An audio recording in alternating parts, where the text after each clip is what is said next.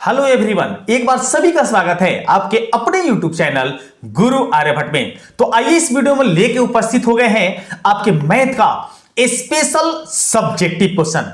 और ये subjective question आपके एग्जामिनेशन के लिए अति महत्वपूर्ण होगा। तो शुरू करते हैं। एक बार जल्दी से अपना कलम और कॉपी उठा लीजिए और देखिए कि आज कैसे कैसे इंपोर्टेंट और क्लियर क्वेश्चन आपके लिए लेके आए हैं। तो देखते हैं कि आज का जो मेरा पहला क्वेश्चन होता है वो कैसा होता है। ये था आपके स्क्रीन पर। पहला क्वेश्चन क्या पूछा गया है? पूछा गया है कि बिना भाग दिए हुए बताइए कि परिमेय संख्या 15/1600 का दशमलव प्रसार जो होगा ये शांत है या अशांत है। ऐसे ऐसे 2 नंबर के क्वेश्चन आपसे एग्जामिनेशन में पूछे जाएंगे और इनको कैसे सॉल्व करना है ये पूरी जानकारी आज इस वीडियो में आपको मिलने वाली है। तो चलिए जल्दी से इस पहले क्वेश्चन को हम सॉल्व करके बताते हैं। ये क्वेश्चन आपके सामने सॉल्व किया कैसे जाएगा। चलिए सबसे पहले हम इसको सॉल्व करके आपको जनरल तरीके से समझा लेते हैं। अक्षर पर विशेष ध्यान नहीं देंगे, आप ध्यान देंगे आपको मेथड कैसे बताया जाता है। तो जैसे आप देख सकते हैं कि आपके सामने संख्या जो है वो 15 में है 1600। तो आप लिख लेंगे इसका हर, आराम से लिख लीजिएगा, इसका हर 1600 है। इस प्रकार से हम लिख लिए। अब क्या करेंगे, इस 1600 का हम अभाज्य गुणनखंड निकालेंगे। मतलब इसका निकालना है आपको अभाज्य गुणनखंड। अभाज्य गुणनखंड क्यों निकालते हैं ये थोड़ी देर में समझाएंगे। तो चलिए हम साइड में आपको 1600 का अभाज्य गुणनखंड निकाल के बता देते हैं। अगर मान लीजिए आप इसे 2 से कटाते हैं तो आपका ये 800 बार में कट जाता है। 2 से कटाइए तो ये 400 बार में कटा, साथ ही साथ 2 से कटाइए तो 200 बार में कटा, और इसी तरीके से 2 से कटाते हैं तो 100 बार में कटता है। 2 से कटाते हैं तो मेरे पास ये कट जाता है 50 बार में। फिर इसी तरीके से 2 से कटाते हैं तो ये आपका कट गया 25 बार में, और 5 से कटाते हैं तो कट जाता है 5 बार में। अब यहां 2 काउंट कीजिए, 1 2 3 4 5 6। मतलब इस प्रकार से 2 का पावर 6 आ गया है और 5 का पावर कितना आ गया? 5 का पावर हमारे पास आ गया है और ये आ गया है 2। अब यहां देख लीजिए कि इसमें जो भी अभाज्य गुणनखंड है इसमें 2 और 5 है केवल। तो आपको लिख लेना है आराम से, क्योंकि अभाज्य गुणनखंड में ये पूरा भी आप लिख सकते हैं। अभाज्य गुणनखंड, अभाज्य गुणनखंड में 2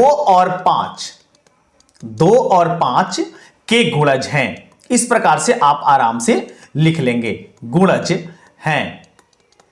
अब अगर गुणज है इसका अर्थ यह हुआ कि ये जो आपके सामने संख्या है 15/1600 ये संख्या भाज्य होगा, मतलब कह सकते हैं ये शांत होगा। तो आपको लिख लेना है अतः संख्या जिस प्रकार से बताया जाता है इस प्रकार से अगर एग्जामिनेशन में दे के आते हैं आंसर तो आपको 2 नंबर पक्का मिलेगा। लिख लेंगे अतः, इस प्रकार से लिख सकते हैं अतः संख्या मेरे पास था 15/1600 और लिख लेंगे का दशमलव प्रसार, लिख लेंगे दशमलव प्रसार शांत है। किसका दशमलव प्रसार जो होगा वो कैसा हो जाएगा? शांत है। इस प्रकार से लिख लेंगे और ये लिख देंगे आप आंसर। इतना करना है आपको अपने एग्जामिनेशन में। उम्मीद करते हैं आप पहले क्वेश्चन से विधिवत जो आपको समझाया गया इसको आपको समझ में आ गया होगा। चलिए नेक्स्ट क्वेश्चन से थोड़ा सा हम फास्ट करने का प्रयास करेंगे ताकि आपका समय भी बचे और आप आसानी से प्रश्नों का जवाब दे पाए। सेकंड क्वेश्चन स्क्रीन पर है, इसका जवाब देने का एक बार सभी लोग प्रयास करेंगे। देखिए सेकंड क्वेश्चन क्या है, यूक्लिड विभाजन एल्गोरिथम की मदद से 16 और 24 का महत्तम समापवर्तक निकाले। अब यूक्लिड विभाजन प्रमेयिका क्या होता है ये थोड़ा सा हमें समझना होगा। तो यूक्लिड विभाजन प्रमेयिका दम आराम से इसे सॉल्व करने के दौरान लिखिए। पहले आपको लिख लेना है, चूंकि यूक्लिड विभाजन प्रमेयिका जिस तरीके से हम आपको बताते हैं इसी प्रकार से आपको एग्जामिनेशन में लिख के आना है, इसमें त्रुटि नहीं करना है, पहले हम बता देते हैं। दम आराम से लिख लीजिए यूक्लिड विभाजन एल्गोरिदम। अगर आपको लिखने आ रहा है तो ठीक है, नहीं लिखने आ रहा है तो देख सकते हैं यहां लिखा भी है, आप उसी को आराम से देख के लिख भी सकते हैं। चलिए इस तरीके से हम थोड़ा सा जो आपके सामने है रिदम, इस प्रकार से आप लिख लेंगे। यूक्लिड विभाजन एल्गोरिदम से हम जानते हैं कि यूक्लिड विभाजन एल्गोरिथम क्या होता है, A = होता है BQ + R। इस प्रकार से लिख लीजिए। अब क्या कीजिए, 16 और 24 को इसी कंडीशन में कन्वर्ट करने का प्रयास कीजिए और इसमें जो मैक्सिमम नंबर है इस मैक्सिमम को आप बना लेंगे क्या? भाजक, मतलब A के रूप पर जगह लिख लेंगे 24 और जो छोटी संख्या है उसे आप बना लेंगे इस b के रूप में, तो मतलब 16 यहां रख लीजिए। अब यहां पर सोचिए कि q के जगह पर क्या लाएंगे, मतलब 16 में क्या संख्या से हम गुना करेंगे, या तो ये 24 आ जाए या 24 से एक कम आए या 24 से जो भी आ जाए। तो मान लीजिए हम 1 से इसे गुना करते हैं तो 16 एकम 16 होता है, लेकिन हमें अभी प्लस करना होगा r के जगह पर, जो r शेषफल को डिनोट करता है। यहां पर 16 एकम 16, लेकिन 8 आपको इसमें सिंपल सी बात है जोड़ना होगा, तभी तो आपका 24 होगा। तो ये चीजें आपको a equal to B Q plus R के रूप में सजा लेना है, और ये तब तक सजाना है जब तक ये शेषफल जो है 0 ना आ जाए। जब 0 आ जाएगा महत्तम समापवर्तक मिल जाएगा। अगले क्रम में क्या करेंगे, जो यहां पर 16 है इसको लिख लेंगे आप a के जगह पर, अर्थात इसे बना लेंगे भाज्य, और ये जो 8 है इसे बना लेंगे आप भाजक। अब फिर से सोचिए 8 में क्या से गुना किया जाए कि 16 आ जाए या 16 से कम आए, तो यहां हमें मिलता है कि 8 2 में गुना करेंगे तो 8 दूनी 16 आ जाएगा और शेषफल कितना बच जाएगा 0। तो जैसे ही आपका 0 आ जाता है वहां पर आपका काम समाप्त। अब क्या कर लेना है, लिख लेना है अतः महत्तम समापवर्तक। आप क्वेश्चन में उसके HCF भी लिख सकते हैं, HCF। अब HCF इसमें कौन सा हुआ, तो जिस संख्या के द्वारा गुना करने के बाद 0 आ गया वही संख्या आपका हो जाएगा महत्तम समापवर्तक, मतलब यहां पर महत्तम समापवर्तक हो जाएगा इस प्रश्न का 8। तो इस तरीके से आप यूक्लिड विभाजन प्रमेयिका के मदद से कितने भी संख्या का आसानी से महत्तम समापवर्तक निकाल सकते हैं। चलिए नेक्स्ट क्वेश्चन को देखते हैं। बने रहेंगे कलम कॉपी को लेके और आप अपने कलम से अपने कॉपी पर नोट भी करते रहेंगे। काफी इंपॉर्टेंट क्वेश्चन आज हम आपके लिए लेके आए हैं। तीसरा प्रश्न आपके सामने है। प्रश्न क्या है, द्विघात बहुपद ज्ञात करें जिनके शून्यकों का योग एवं गुणनफल क्रमशः -3 और 2 है। अब देखिए इसमें बहुत सारे लोग क्या कर सकते हैं, कंफ्यूज हो जाएंगे। शून्यकों का योग दिया हुआ है, शून्यकों का योग किसे कहते हैं, तो अगर अल्फा और बीटा हमारे पास दो शून्यक है तो अल्फा प्लस बीटा का मान दिया है, और ये गुणनफल का मतलब हो गया अल्फा इंटू बीटा। तो आपको करना क्या है, कैसे सॉल्व करना है इसको। अगर सॉल्व करना है एग्जामिनेशन में बैठे हुए कैसे सॉल्व करेंगे, तो सबसे पहले आप मान लेंगे, इस तरीके से लिख लेंगे, माना कि द्विघात समीकरण इस प्रकार से लिख सकते हैं। द्विघात समीकरण के शून्यक, द्विघात समीकरण के शून्यक अल्फा और बीटा हैं।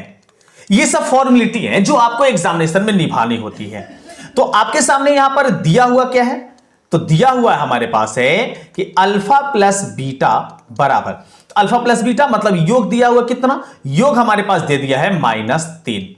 उसके बाद लिख सकते हैं तथा alpha into beta, alpha into beta का वैल्यूएशन कितना है, तो ये दिया हुआ है हमारे पास 2, तो हम यहां लिख लेते हैं 2। अब ये दोनों लिखने के बाद आपको करना क्या है कि द्विघात बहुपद ज्ञात करना है। माफ कीजिएगा यहां पर द्विघात समीकरण भी लिख सकते हैं, सॉरी माफ कीजिए द्विघात बहुपद लिख लीजिएगा, यहां लिखिएगा द्विघात बहुपद, क्योंकि समीकरण नहीं बहुपद ही दिया हुआ है। अब लास्ट में लिख लेना है अतः अभिष्ट द्विघात बहुपद। जिस तरीके से आपको बता रहे हैं वैसे लिखेंगे तो आपको अच्छे अंक मिलेंगे। अतः अभिष्ट द्विघात बहुपद, अभिष्ट द्विघात बहुपद का सूत्र क्या होता है आप पढ़े होंगे, तो इसका सूत्र होता है x² minus alpha plus beta into x, और प्लस होता है अल्फा इंटू बीटा। अब क्या करेंगे, हम मान रख देंगे, x² जैसे वैसे रहेगा, अल्फा प्लस बीटा, तो अल्फा प्लस बीटा का मान देखिए -3 है, तो आप -3 यहां रखेंगे तो -3 इस प्रकार से हो जाएगा, और x जैसे वैसे प्लस अल्फा इंटू बीटा, तो अल्फा इंटू बीटा का मान इस क्वेश्चन में दिया हुआ है 2। अब इसे क्या करिए, एक लाइन और अच्छे से लिख लीजिए, x² माइनस और ये माइनस आपका प्लस हो जाएगा 3x, और उसके अगल आगे हो गया 2, मतलब इसे हो जाएगा इस प्रश्न का आंसर। तो इतना कार्य करना है आपको एग्जामिनेशन में, तो आपको अच्छे अंक मिल जाएंगे। चलिए नेक्स्ट क्वेश्चन देखते हैं। अगला प्रश्न स्क्रीन पर है, चौथे नंबर में इसका जवाब देने का प्रयास करेंगे और कैसे बनाएंगे ये समझने का प्रयास करेंगे। चौथा प्रश्न स्क्रीन पर आ गया है। प्रश्न क्या है, द्विघात बहुपद ज्ञात करें।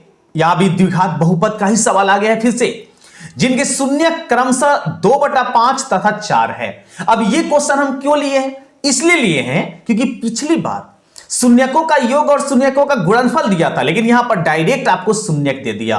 तो उसी प्रकार से सॉल्व करने के दौरान आप करेंगे क्या, सबसे पहले आप मान लेंगे, लिख लेंगे माना कि द्विघात बहुपद के शून्यक, तब आराम से लिखेंगे शून्यक अल्फा और बीटा हैं। जैसे जैसे बताया जा रहा वैसे वैसे आप लिखते जाएंगे, अपने कॉपी पर नोट करते जाएंगे, तो आप लोग के लिए बेहतर होगा। तो अब यहां पर अल्फा प्लस बीटा, अब देखिए अल्फा प्लस बीटा ये 2/5 दिया हुआ नहीं है, बल्कि अल्फा प्लस बीटा है ही, एक ये अल्फा है और ये 4 जो है बीटा है। तो आपको क्या करना होगा, 2/5 में जोड़ देना होगा इस 4 को। अगर ऐसा ऐड करते हैं तो देखिए क्या होता है, 5 हो जाता है एलसीएम, 2 प्लस और 5 चौके हो जाता है यहां पर 20, मतलब ये आपके सामने आ जाता है 22/5। अब यहां क्या करेंगे, अल्फा इंटू बीटा निकाल लेंगे। अल्फा इंटू बीटा मतलब अल्फा ये है, बीटा ये है, जो कि शून्यक दिया है। तो आपके पास 2/5 और 4 को क्या करेंगे, गुना कर लेंगे, तो आपको मिल जाएगा 8/5। अब क्या कीजिए, अतः करके आप बहुपद निकाल दीजिए। अतः अभीष्ट बहुपद निकाल सकते हैं, अभीष्ट बहुपद। अभीष्ट बहुपद अगर निकालना है तो क्या होता है, सूत्र अभी बताए थे, x² minus alpha plus beta into x, और प्लस में होता है अल्फा इंटू बीटा। अब मान रख दीजिए x² minus alpha plus beta, तो अल्फा प्लस बीटा का मान मेरे पास आ गया है 22/5 और उसके साथ है x plus alpha into beta, तो अल्फा इंटू बीटा का मान मेरे पास आ चुका है 8/5, तो लिख देंगे यहां पर 8/5 और ये होगा इस प्रश्न का आंसर। इतना कार्य करना होगा अपने एग्जामिनेशन में ऐसे ऐसे प्रश्नों को सॉल्व करने के लिए। नेक्स्ट अगला प्रश्न स्क्रीन पर आ रहा है, इसको देखिए और इसको बनाने का एक बार सभी लोग प्रयास करेंगे। 5वें प्रश्न में आ गए हैं। 5वां क्वेश्चन क्या कहता है, चलिए बनाते हैं। दो संख्याओं का अंतर 26 है और एक संख्या दूसरी संख्या की 3 गुनी है, तो उन्हें ज्ञात कीजिए। ये 2 नंबर का, ये भी 2 नंबर का क्वेश्चन आपसे पूछा जाता है। तो ऐसे क्वेश्चन का जवाब कैसे देंगे, देखिए इसको क्या है, ये आपके सामने एक रैखिक समीकरण के तहत क्वेश्चन लिया गया है। कैसे सॉल्व करेंगे, दम बेसिक कॉन्सेप्ट से आपको बताने का प्रयास करेंगे ताकि आप भूले नहीं और हो सके तो आप कॉपी में नोट करते जाइए। पहले क्या कीजिए, दो संख्याओं का अंतर 26 है, तो आप मान लीजिए उसको। चलिए आपको इसको हम द्विघात समीकरण नहीं बल्कि रैखिक समीकरण से बनाते हैं। माना कि आप लिख सकते हैं पहली संख्या, एकदम आराम से लिखना है पहली संख्या, तो पहली संख्या मान लेते हैं x और उसके नीचे आप लिख लीजिए तथा दूसरी संख्या, लिख लेंगे दूसरी संख्या, और दूसरी संख्या मान लेते हैं y, और उसके बाद आप लिख सकते हैं तो प्रश्न से। अगर ये काम करते हैं तो काफी आसानी से आपको नंबर अच्छे मिलेंगे। अब संख्या का अंतर 26 है, मतलब x माइनस y अगर करते हैं, दोनों संख्या को घटाते हैं, तो प्रश्न कहता है कि 26 मिलता है। अब इसे मान लीजिए आप समीकरण 1। इसके बाद क्या बोला कि एक संख्या दूसरी संख्या की 3 गुनी है। अब इसे आप लिख सकते हैं पुनः प्रश्न से, लिख लेंगे पुनः प्रश्न से। जो आपको बताया जा रहा है सेम ऐसे नियम से आप बनाते हैं तो कोई नंबर किसी का हिम्मत नहीं है कि आपका नंबर काट लेगा। एक संख्या, अब एक संख्या दूसरी संख्या की 3 गुनी है, तो एक संख्या हम पहले मान चुके हैं x, और देखिए जो गुना गुनी आपको दिख जाता है, जितना गुनी है 3 गुनी है, तो आप देख लीजिए किसके साथ सटा हुआ है, तो सटा हुआ है दूसरी संख्या के साथ, तो आप गुना करेंगे दूसरी संख्या के साथ ही। ये कॉन्सेप्ट आप हमेशा याद रखेंगे। ये 3 गुना का जिससे सटा हुआ है उसी से आप गुना करेंगे। इक्वल कर देते हैं, 3 गुना कहा है किस संख्या से, तो दूसरी संख्या से, तो 3y यहां पर ऐसे कर लेंगे। अब इसको थोड़ा सा हम हल कर लेते हैं, तो x 3y को LHS में लाया जाए, तो 3y को आप प्रतिस्थापन से भी इसको सॉल्व कर सकते हैं। चलिए प्रतिस्थापन से ही इसको सॉल्व करके बता देते हैं। अब x = 3y जो हो गया, इसका मान आप क्या करेंगे, समीकरण 1 में रख देंगे। क्या लिख लेंगे, समीकरण 1 से। समीकरण 1 से क्या लिखेंगे, x माइनस वाई = मेरे पास है 26। अब क्या करते, देखिए यहां पर हम लिख देते हैं। अब यहां से अगर सॉल्व करते हैं तो मेरे पास x का वैल्यू ये देखिए 3y है, तो यहां पर आप रख दीजिए 3y, तो रख लीजिए 3y माइनस y, y जैसे वैसे, और इक्वल टू में आप ले लेते हैं 26। अब इसे सॉल्व कर लेते हैं। सॉल्व करेंगे तो 3y में से y माइनस कीजिए तो आपको मिल जाता है 2y और इक्वल टू में मिला 26 और इस तरीके से y का वैल्यू आ जाता है 26/2। इसे कटा लेते हो तो 13 बार में कटता है, मतलब y का मान मेरे पास आ गया है, वो कितना आ गया 13। एक आपके सामने मान मिल चुका है। इसके बाद समीकरण 1 में आप यहां से रख सकते हैं y का मान और निकाल लीजिए x का मान। फिर से आप लिख लीजिए समीकरण 1 से, इस प्रकार से आप लिखेंगे अच्छे अंक मिलेंगे। अब समीकरण 1 कितना है, x minus Y equal to 26। अब यहां पर y का मान रख लीजिए, y का मान अगर रखेंगे तो x माइनस मिलेगा आपको 13, सॉरी हाँ माइनस, और ये मिला आपको 26। और इस तरीके से y का वैल्यू अगर निकाला जाए तो 13 अगर RHS मिलाते हैं तो 26 और 13 आपका हो जाता है 39। तो ये आपके सामने x और y के हो जाते हैं आंसर। तो सॉरी माफ कीजिएगा, यहां पर x होगा, ये वाला, ये जो भाग हो गया ये x होगा, x का मान आ जाता है 39। तो पहली संख्या मेरे पास हो गया है 39 और दूसरी संख्या कितना हो गया, वो हो गया 13। आप पता करके इसको आसानी से लिख सकते हैं। चलिए 6 नंबर देखें। 6 नंबर क्वेश्चन स्क्रीन पर आ चुका है, इसको जवाब देने का प्रयास करेंगे और ये कैसे बनेगा ये भी हम समझने का प्रयास करेंगे। आगे है 6 नंबर पर। 6 क्या है देखते हैं। AP 3 8 13 और इस तरीके से 253 का अंत से 20वां पद लिखिए। देखिए बहुत सारे लोग इसमें क्या करेंगे, बहुत सारे कैंडिडेट इसको गड़बड़ कर देंगे। तो कैसे इसे सॉल्व करेंगे ये आप समझ लेंगे। आपके सामने जो भी AP दिया हुआ है आप उसे लिख लीजिएगा, दी गई समांतर श्रेणी, या फिर AP भी लिख सकते हैं, वो आपके अनुसार लिखा जा सकता है। दी गई समांतर श्रेणी, तो दी गई समांतर श्रेणी मेरे पास कितना है, 3 है, 8 है, 13 है और इस तरीके से आपके सामने कितना है 253। अब क्या करेंगे, जब ये अंत से 20वां पद पूछा है, अगर शुरू से 20वां पद पूछता तो हम तो डायरेक्ट निकाल देते, लेकिन अंत से पूछा गया है तो आपको करना क्या होगा, ये जो समांतर श्रेणी है इसको अपोजिट कर देना होगा। तो आप लिख लेंगे उसको समांतर श्रेणी का क्रम उलटने पर, आराम से लिख लेंगे समांतर श्रेणी का क्रम उलटने पर। आप इस समांतर श्रेणी के क्रम को उलट देंगे। क्रम का उलटने का मतलब जो लास्ट में है वो लिख लेंगे सबसे पहले और उसके बाद जो आपके सामने डॉट डॉट या बिंदु दिया गया है उसके बाद जो है उसको क्रम से लिख लेंगे। उसके बाद लिख लेंगे 13, उसके बाद 8 और उसके बाद लिख लेंगे हम 3। अब इसका शुरू से अगर 20वां पद बताएंगे तो इस श्रेणी का जो श्रेणी मेरे पास दिया गया है इसका अंत से 20वां पद हो जाएगा और यही आपको यहां कार्य करना है। पहले लिख लीजिए a इक्वल टू, मतलब पहला पद है मेरे पास 253। उसके बाद आप d निकाल सकते हैं। d कैसे निकलता है, नेक्स्ट टर्म से पहले टर्म को माइनस करके, तो 8 में से आप 13 को घटा लीजिए या 3 में से 8 को घटा लीजिए तो आपको मिलेगा -5। अब कौन सा पद निकालना, 20वां पद। तो आपको यह पता है कि 20वां पद का मतलब कि A20 निकालना है और A20 का वैल्यूएशन क्या होता है, आप लिख लेंगे A + 19D। जितना पद निकालना तो उसे एक कम लिख लेना है। तो A का मान मेरे पास कितना है देख लेंगे। A का मान मेरे पास यहां इस वाले उलटने पर जो बना था यह बन गया था 253 और प्लस में 19 और आपके सामने D का मान आ गया है कितना, -5। अब इसे सॉल्व कर लीजिए तो 253 जैसे वैसे प्लस माइनस हो जाता है माइनस और 19 बचे। तो अगर आप गुना जानते हैं तो ठीक है, नहीं तो गुना कर लिए, हम गुना कर लेते हैं। 9 × 5 = 45, 4 हासिल, 5 और 1 5 और 4 95। अब 253 में से 95 घटा लीजिए। 253 में से अगर 95 घटाते हैं इस तरीके से तो यहां 13 में से 5 घटता है तो 8 बचता है, यहां से 14 हुआ, 14 में से 5 158 आया। मतलब लगभग आप देख लीजिएगा 158 जो होगा इस प्रश्न का राइट आंसर होगा, अर्थात अंत से 20वां पद हो जाएगा 158। चलिए अगले प्रश्न में चलते हैं। अगला प्रश्न देखते हैं, आपके स्क्रीन पर आ रहा है जो आपके सामने है। 7वें नंबर में 7वें का जवाब देने का प्रयास करेंगे। चलिए 7वां भी वही क्वेश्चन आ गया है, 8वां बनाते हैं। सेम वही क्वेश्चन 2 बार प्रिंटेड होके आ गया था, टेंशन में नहीं लेंगे। 8वां बनाते हैं। 8वां क्या होता है यह समझते हैं।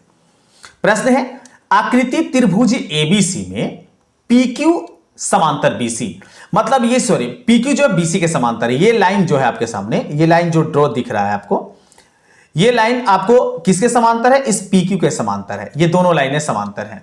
तो इसका मतलब अगर ये दोनों त्रिभुज समांतर है तो थेल्स प्रमेय लागू होता है। मतलब ये इसका AP का और BP का अनुपात ये आपका AQ का और CQ का अनुपात बराबर होगा। दिया क्या है, AP अनुपात PB बराबर 1/2 और BC का मान दे दिया है, BC देखिए ये वाला भुजा का मान दे दिया है 9 सेंटीमीटर। तो आपसे पूछा कि PQ का मान कितना होगा, ये PQ जो होगा ये कितना होगा।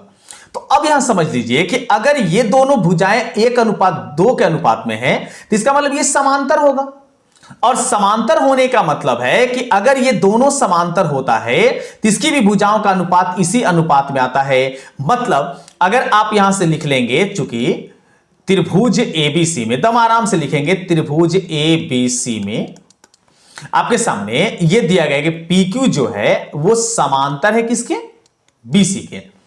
तो PQ अगर BC के समांतर है तो अगर ये दोनों भुजा जिस अनुपात में, ये अनुपात भी वही सेम टू सेम होगा, क्योंकि तीनों भुजाएं इसकी जो होती हैं वो अनुपातिक होता है। ये थेल्स प्रमेय के अनुसार माना गया, थेल्स प्रमेय के अनुसार होता है।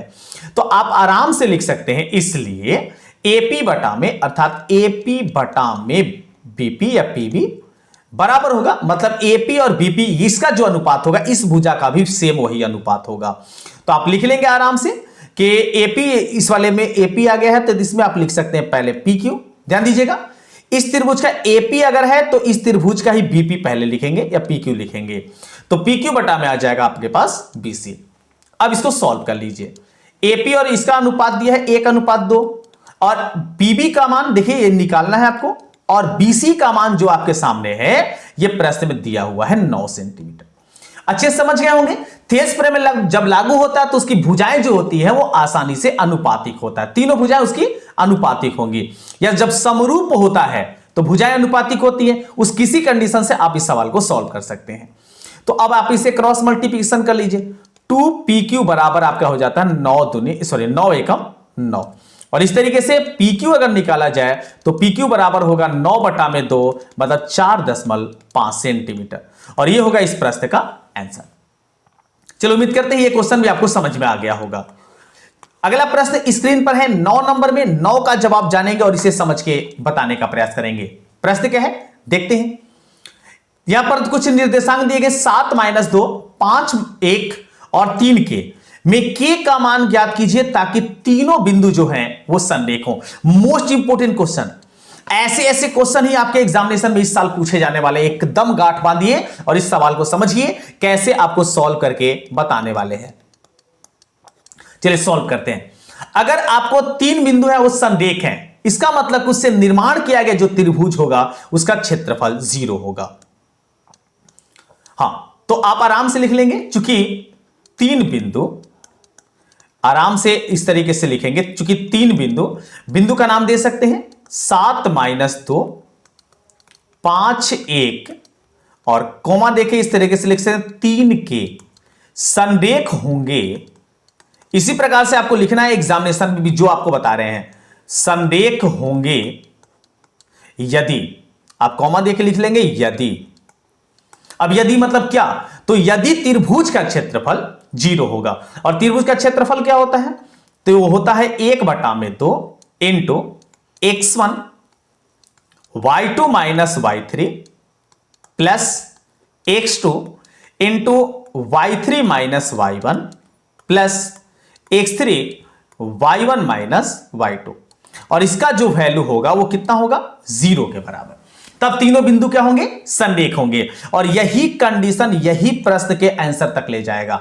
आपके सामने ये जो है ये ले लेंगे x1, ये लेंगे y1, ये दूसरा टर्म है x2 होगा, ये y2 होगा, ये आपके सामने x3 होगा, और ये आपका हो जाएगा y3। अब यहां पर मान रखिए, ऐसे 1/2 को आप यहां से RHS में भेज सकते हैं। x1 का मान रखिए, x1 का मान आपको मिल गया है 7 इंटू y2 y3 का रख देते तो -2 और 1 होता है, तो -2 -1 इस तरीके से लिख देते हैं, प्लस x2 का मान देखिए यहां पर है मेरे पास 5, और उसके बाद y3 y1 का मान रखा जाए तो k और -1 मिलता है, तो मतलब k रख दिए, और माइनस तो मेरे फॉर्मूले में ही होता है, और -2 y1 के जगह पर हो गया, तो इसे आप प्लस में डायरेक्टली लिख सकते हैं।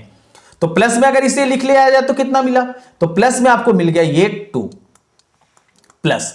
अब x3 का मान कितना है, x3 का मान देखिए 3 है, तो 3 रख लेंगे, और इसके इंटू में हम रख लेंगे y1 - y2 -2 - 1 -2 - 1 इक्वल टू 0। अब इसको सॉल्व कर लीजिए। अब जैसे -2 और -1, ये -3 हुआ और -3 से आप 7 में क्रॉस करेंगे तो हो जाएगा 17 21 माइनस में, यहां क्रॉस कीजिए तो आपको मिल गया 5k। उसके बाद 5 दूनी मिल जाता है 10।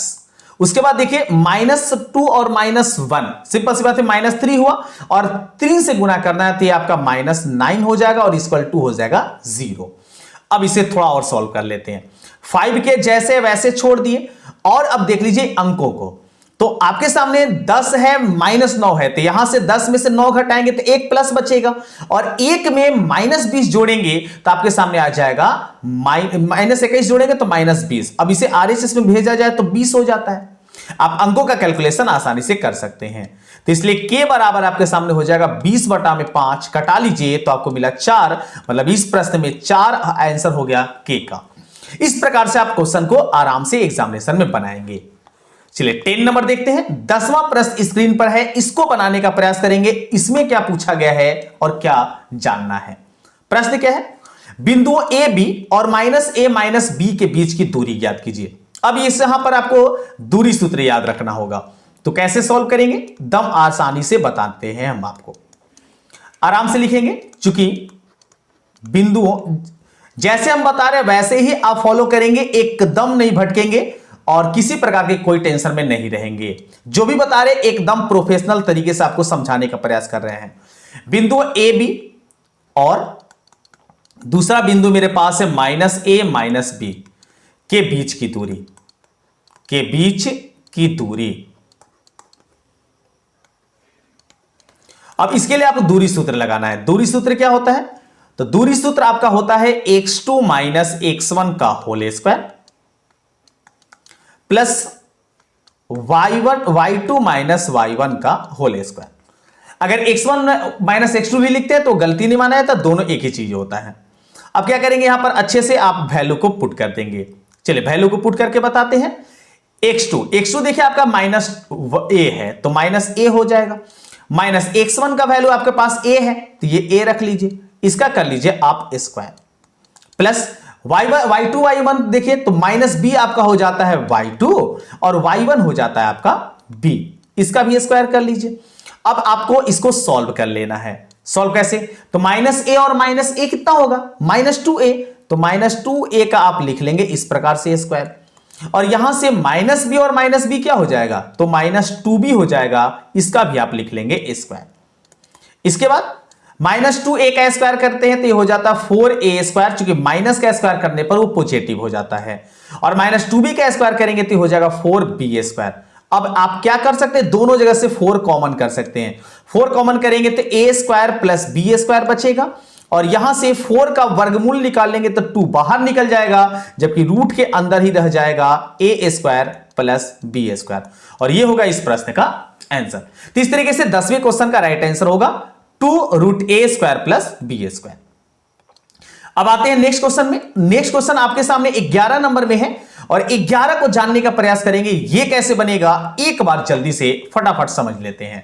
प्रश्न क्या है, y अक्ष पर एक ऐसा बिंदु ज्ञात कीजिए जो बिंदुओं a का निर्देशांक दिया है 6 5 और b का निर्देशांक दिया है -4 3 से समदूरस्थ हो।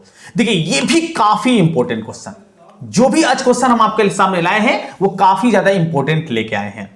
अब y अक्ष पर बिंदु ज्ञात करना है, इसका मतलब कि a और b से समदूरस्थ है। जैसे मान लीजिए कि यहां पर एक y अक्ष पर कोई बिंदु है, इसका हम नाम दे देते हैं p। तो y अक्ष पर यह बिंदु अगर है तो इसका मतलब कि y अक्ष का मतलब यह हुआ उसका x निर्देशांक जो होगा वो 0 होगा, यह कंफर्म है। और y निर्देशांक हम अपने से मान लेते हैं y है। अब इससे एक बिंदु है जिसका नाम है a और यहां पर मान लेते हैं एक बिंदु है जिसका नाम है b। अब a से ये जो आपके सामने है p और b से जो p है, ये दोनों के दोनों आपस में क्या है, समदूरस्थ है। ये दोनों जो है समान दूरी पर है। एक ड्राइंग के द्वारा हम आपको समझा रहे हैं। a का निर्देशांक क्या कितना है, तो ये दे दिया आपके पास 6 5 और b का निर्देशांक कितना दिया है, तो b का निर्देशांक दिया है -4 3। अब इसको आपको सॉल्व करना है, समदूरस्थ के कंडीशन को लगा लेंगे तो दम आराम से आप सॉल्व लिख लेंगे। इस तरीके से ड्राइंग भी बना सकते हैं, जो ड्राइंग हम आपको बता कर दिए हैं। अब यहां से आप लिख लीजिएगा, माना कि यह लिखना थोड़ा उचित माना जाता है। माना कि बिंदु ए और बी इस तरीके से, पी के कोष्ठ में आप उसका निर्देशांक लिख सकते हैं, और निर्देशांक मेरे पास है 0y से समदूरस्थ है। इस तरीके से लिख सकते हैं समदूरस्थ, आप कीजिएगा थोड़ा सा, चलिए समदूरस्थ है। अब समदूरस्थ है तो हम ये लिख सकते हैं कि मेरे पास ये जो PA होगा वो PB के बराबर होगा, ये वाला जो PA है ये PB के बराबर होगा। अब यहीं पर आपको लगा लेना है अपना दूरी सूत्र। अब दूरी सूत्र PA के लिए लगाते हैं तो रूट x2 माइनस x1 का होल स्क्वायर, PA के लिए अगर लगाते हैं तो 0 माइनस 6 लिख सकते हैं, तो ये लिख लेंगे 0 माइनस 6 इसका whole square plus y2 minus y1, तो y और 5 रख लेते हैं तो y माइनस 5 आपके सामने इस प्रकार से लिख लेना है। और इसी तरीके से सेम टू सेम आपको PB का भी मान रख देना है इस वाले कंडीशन से, तो 0 माइनस 4 ये इस तरीके से रख सकते हैं। उल्टा भी रख देने से यहां गलत नहीं होता है क्योंकि स्क्वायर है दोनों जगह। y माइनस y3 इसका आप कर लेंगे इस प्रकार से स्क्वायर। अब क्या करेंगे, स्क्वायरिंग बोथ साइड, दोनों पक्षों में वर्ग करने पर, तो जैसे ही दोनों पक्षों में वर्ग करते हैं तो रूट हट जाता है, आपको केवल अंदर के पद बचते हैं। तो 0 में से 6 घटाइए, स्क्वायर कीजिए तो मिल गया हमें 36। और क्या करते हैं, इसको a माइनस बी के होल स्क्वायर के अनुसार तोड़ देते हैं, तो y का स्क्वायर करेंगे मतलब a स्क्वायर, तो y स्क्वायर, फिर होता है प्लस b स्क्वायर, 5 का स्क्वायर करते हैं तो 25 होता है, और माइनस करेंगे 2ab, तो 2ab करेंगे तो यहां हो जाएगा माइनस 10y। सेम यही काम करेंगे आप RHS में, माइनस 4 का स्क्वायर करेंगे तो ये आपका हो जाएगा 16, और उसके बाद a माइनस बी के होल स्क्वायर के अनुसार y माइनस 3 को तोड़ देंगे तो a स्क्वायर मतलब y square plus B square, B के जगह पर 3 है, 3 का स्क्वायर आपको 9 मिल जाता है, 9 मिल जाता है, और माइनस 2ab, तो 2ab करेंगे तो 3 दूनी 6y आपके सामने मिल जाता है। अब इसको क्या कीजिए, जनरल तरीके से सॉल्व कर लीजिए। ऐसे ये y स्क्वायर और ये y स्क्वायर जो टर्म है दोनों प्लस में है, आप डायरेक्टली भी ऐसे कटा सकते हैं। चलिए यहां से मिला है आपको माइनस 10y, और यहां से माइनस 6y जो है LHS मिलाते हैं तो इधर आके आ गया, हो जाएगा प्लस 6y।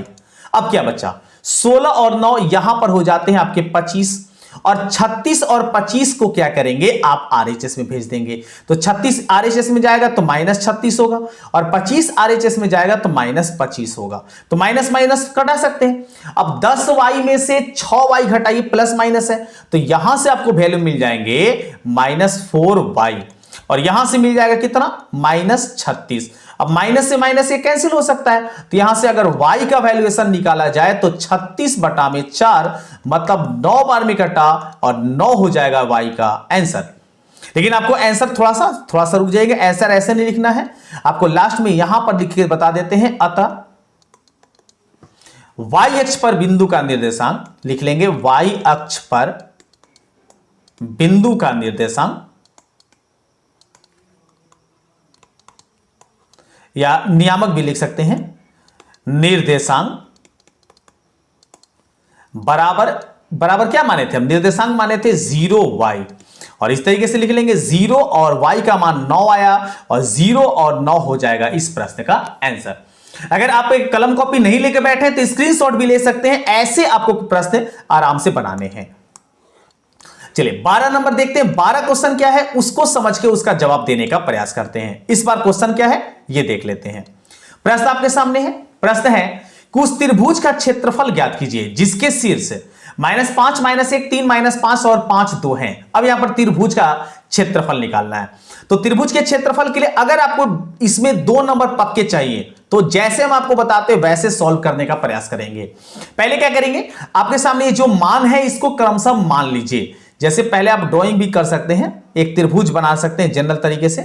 चलिए हम आपके सामने एक त्रिभुज इस तरीके से ड्राइंग कर लेते हैं, अनुमान से करना होता है ये। अब इसमें नाम दे लीजिए A B, इसका नाम A B और इसका नाम C।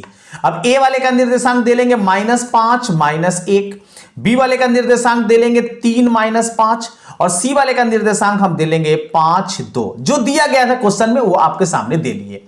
अब इसको आराम से लिख लीजिए, माना कि बिंदु ए, बी और सी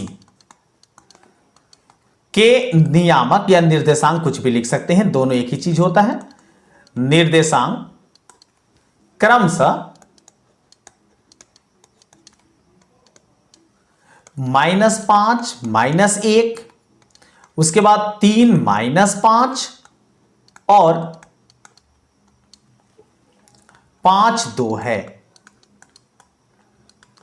इस तरीके से। इसलिए त्रिभुज एबीसी का क्षेत्रफल, त्रिभुज एबीसी का क्षेत्रफल। अब त्रिभुज एबीसी का क्षेत्रफल का सूत्र क्या होता है? वो होता है 1/2 into x1 y2 minus y3 plus x2 y3 minus y1। इस सूत्र को अच्छे से याद कर लेना होगा आपको। ये सूत्र याद करते हैं तभी जाके ये सब क्वेश्चन आपको सॉल्व करने होंगे, सॉल्व करने आएंगे, नहीं तो फिर हमारी गाड़ी जो होगी रुक जाएगी। ये बात को ध्यान में रखेंगे। ये त्रिभुज के क्षेत्रफल का सूत्र आप इसमें मान बैठा लेंगे 1/2। अब x1 जो है ये वाला टर्म होता है पहला वाला, ये देखिए हम लिख देते हैं आपको। x1 ये हुआ y1, x2 ये हुआ y2, ये हमारा हो गया x3 और ये हो जाएगा y3। अब इसमें मान रखिए x से 1 का मान मेरे पास है कितना? -5 और इंटू में y2 y3, तो ये आपके सामने y2 आपका सामने आ गया है -5 और y3 है आपके पास 2 प्लस x2 का वैल्यू देख लीजिए। x2 का वैल्यू यहां पर है सवाल के अनुसार 3, y3 का वैल्यू देखिए, y3 का वैल्यू है 2 माइनस y1 का वैल्यू है -1, तो आप इसे माइनस प्लस 1 लिख लेंगे, प्लस x3 का वैल्यू कितना है देख लेते हैं, 5 है। और उसके बाद y1 y2 का वैल्यू देखते हैं तो -1 -5 -1 और माइनस मेरे फॉर्मूले में होता है तो +5 हो जाएगा। मान को थोड़ा सावधानी पूर्वक रखना होता है ताकि कहीं से किसी प्रकार की कोई गलती ना कर पाए। अब 1/2, अब देखिए यहां पर -5 और -2 -7 हुआ और -7 से -5 में गुना करेंगे तो माइनस प्लस 7 × 5 = 35 हो जाता है। 2 और 1 3 और 3 में गुना कीजिए तो 3 तरीके 9 हो गया।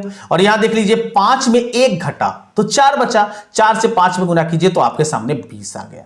अब देख लीजिए कितना आ गया टोटल करने पर, ये इंटू, तो आप टोटल कर लीजिए। देखिए 35, 9 और 20 आपको ये तीनों जोड़ लेने हैं। तो 9 5 हो गया 14, 1 हासिल, 3 2 5 और 1 हो गया 64, मतलब ये आपका आ गया 64। अब 2 से इसको कटा लीजिए, 2 से कटाइएगा तो 32 बार में कटेगा और 32 यहां पर लास्ट में आपको जरूर लिखना है मात्रक, चूंकि इसका नहीं होता है वर्ग इकाई, क्योंकि क्षेत्रफल हमेशा स्क्वायर में लिखा जाता है। और इस प्रकार से आप प्रश्नों को आसानी से जवाब दे सकते हैं।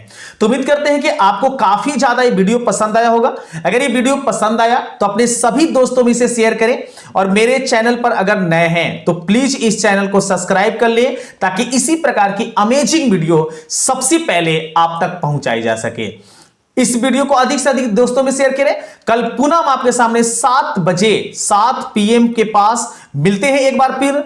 तब तक सभी को वंदे मातरम।